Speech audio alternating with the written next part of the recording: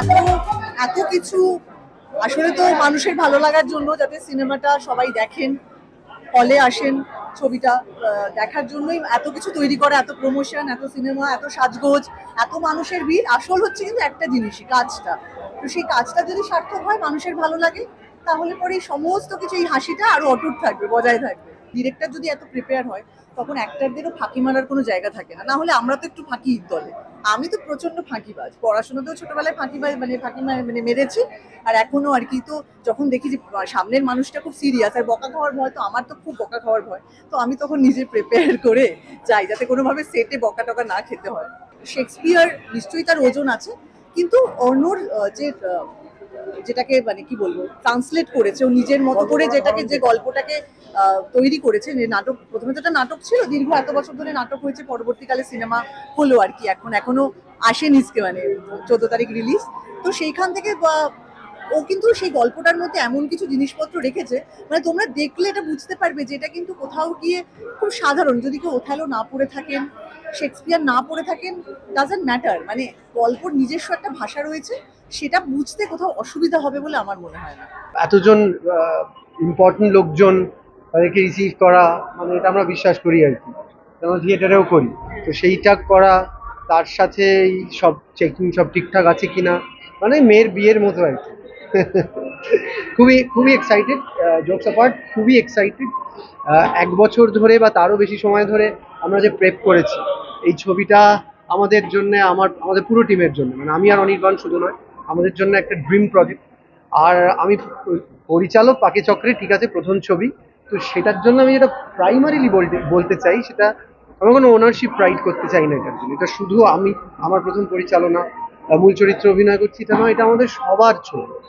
আর একটা এক্সপিরিয়েন্স দিতে চাই মানুষকে, একটা অভিঘাত দিতে চাই মানুষকে। দেখা যাক পারি কিনা। আমার একটা ছোটবেলা থেকে একটা সমস্যা আছে, আমার পরীক্ষার সময় টেনশন হয়, কিন্তু রেজাল্ট বেরোনোর দিন খুব একটা টেনশন হয়, জানি না কেন, কোনো একটা তার বোধহয় আলগা আছে। খুব টেনশন নয়, কিন্তু একটু দৌড়াদৌড়ি করতে হচ্ছে। না, খুবই ভালো। এর আগেও আমরা দেখেছি নাটককে আস্তে আস্তে যেভাবে সিনেমায় নিয়ে এসছে।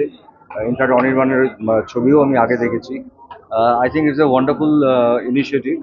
এবং আমার কাছে, আমি ছবিটা পুরো দেখা হয়নি, তবে আমি ট্রেলার দেখেছি। আজকে আমাদের প্রথম শো হচ্ছে, আমাদের ইন্ডাস্ট্রির মানুষরা দেখছেন। আমি কাল পরশুর মধ্যে পুরো ছবিটা দেখবো। আমার এক্সপেকটেশন খুব হাই আছে এই ছবিটা নিয়ে, কারণ এই ফরম্যাটটা ইজ ভেরি নাইস। যেগুলো আগেও হতো এগুলো বাংলা ছবিতে, যে প্রচুর হিট নাটক, যেগুলো মনোজ মিত্রের নাটক, এইগুলো আমরা করেছি মনোজ জেঠুর নাটকে part. So I think this is a very good initiative, কারণ নাটক একটা চিত্রনাট্য প্রায় রেডি থাকে, সেটাকে একটা ফিল্মে পরিণত করা, এটা বুদ্ধিদীপ্ত বুদ্ধিমান মানুষরা করতে পারেন। আমি মনে করি অনির্বাণ এবং টিম, পরিচালক নতুন, তারা খুব ভালো কাজ করবেন এবং খুব আধুনিক ছবি হবে বলে এটা আমার মনে হয়। অসম্ভব ভালো, very gripping, very very gripping. আর অনির্বাণ তো আমার পদ্মারও ভালো কাজ করবে। অযোগ্য, তোমাদের আশীর্বাদে সুপারহিট। এখনো কি যা বোঝা যাচ্ছে, কিছু বলার নেই আমার। দর্শকরা প্রমাণ করে দিয়েছেন সব জায়গায়। আজকেও মঙ্গলবার, তাতেও প্রায় 70-80% ফুল। আগামী এক সপ্তাহের মধ্যে প্রচুর ভালো অ্যাডভান্স আছে।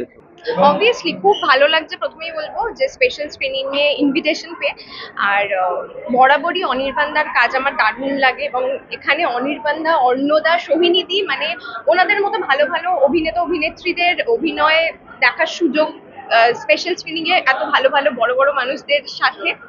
এবং আমি এটাই বলবো যে সবাই আসুন, অথই দেখুন, সবার দারুণ লাগবে, এটা আমার বিশ্বাস। ভীষণ এক্সাইটেড, খুব ভালো লাগছে। অনির্বাণদার ছবি, সোহিনীদি আছে, আর অর্ণদার সাথে তো আমি আগে কাজ করেছি। সো রিয়েলি রিয়েলি এক্সাইটেড, খুবই ভালো হবে। অ্যান্ড আমি ভাবছি কত করে ফিল্মটা দেখবো।